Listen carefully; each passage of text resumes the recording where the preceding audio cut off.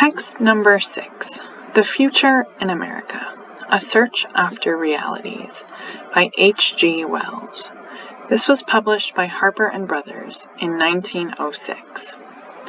This is an excerpt from Chapter 3, Section 3, pages 43 through 46. I visited Ellis Island yesterday. It chanced to be a good day for my purpose.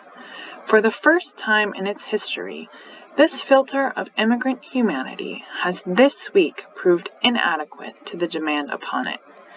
Inadequate means it's not good enough. It was choked, and half a score of gravid liners were lying uncomfortably up the harbor. Score means a group of 20 things, so in this case, half a score means 10, and gravid means pregnant, expectant, or heavy. So in this case, it means that there were 10 really heavy or full boats that were lying uncomfortably up the harbor, replete with 20,000 or so of crude Americans from Ireland and Poland and Italy and Syria and Finland and Albania. Men, women, children, dirt and bags together. Here, replete means fully or abundantly filled, brimming, so there were a lot of people on these boats. Here is a huge gray and tidy waiting room, like a big railway depot room full of a sinister crowd of miserable people, loafing about or sitting dejectedly, whom America refuses, and here a second and third such chamber, each with its tragic and evil-looking crowd that hates us, and that even ventures to groan and hiss at us, a little 4-hour glimpse of its large, dirty spectacle of hopeless failure. And here, squalid enough indeed, but still to some degree hopeful, are the appeal cases as yet undecided. Squalid means neglected and dirty, filthy or unpleasant, just really dirty and really gross and unpleasant. The central hall is the key of this impression. All day long, through an intricate series of metal pens, the long procession files. So intricate means really complicated or complex. And procession is a group of people moving forward in a line.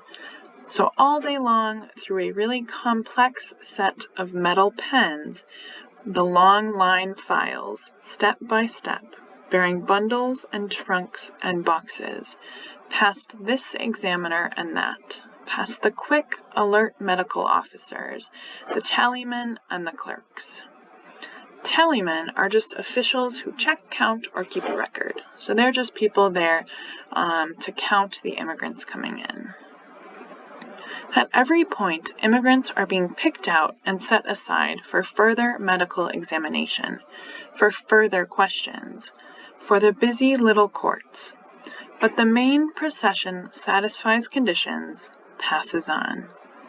It is a daily procession that, with a yard of space to each, would stretch over 3 miles, that in any week in the year would more than equal in numbers that daily procession of the unemployed that is becoming a regular feature of London in winter, that in a year could put a cordon round London or New York of close marching people, could populate a new Boston.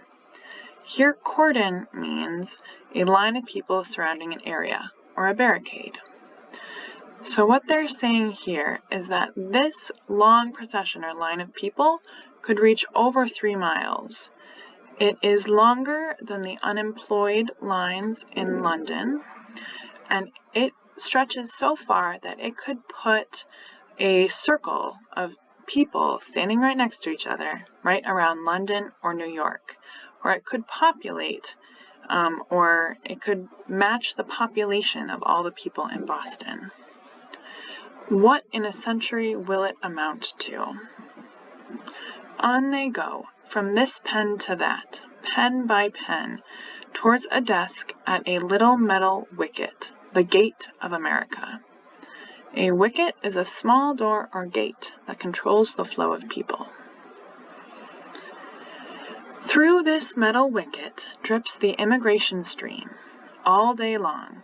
Every 2 or 3 seconds an immigrant, with a valise or a bundle, passes the little desk and goes on past the well-managed money-changing place, past the carefully organized separating ways that go to this railway or that, past the guiding, protecting officials, into a new world. The great majority are young men and young women, between 17 and 30, good, youthful, hopeful peasant stock. They stand in a long string, waiting to go through that wicket, with bundles, with little tin boxes, with cheap portmanteaus, with odd packages, in pairs, in families, alone, women with children, men with strings of dependents, young couples. This word here, portmanteaus, just means large suitcases. All day that string of human beads waits there, jerks forward, waits again, all day and every day, constantly replenished, constantly dropping the end beads through the wicket, till the units mount to hundreds and the hundreds to thousands. Yes, Ellis Island is quietly immense. Immense means huge, big, vast, or enormous. It gives one a visible image of one aspect, at least, of this world-large process of filling and growing and synthesis, which is America. Synthesis is just a mixture or combination, so it's one new thing that is the result of 2 or more old things, so they come together in a synthesis.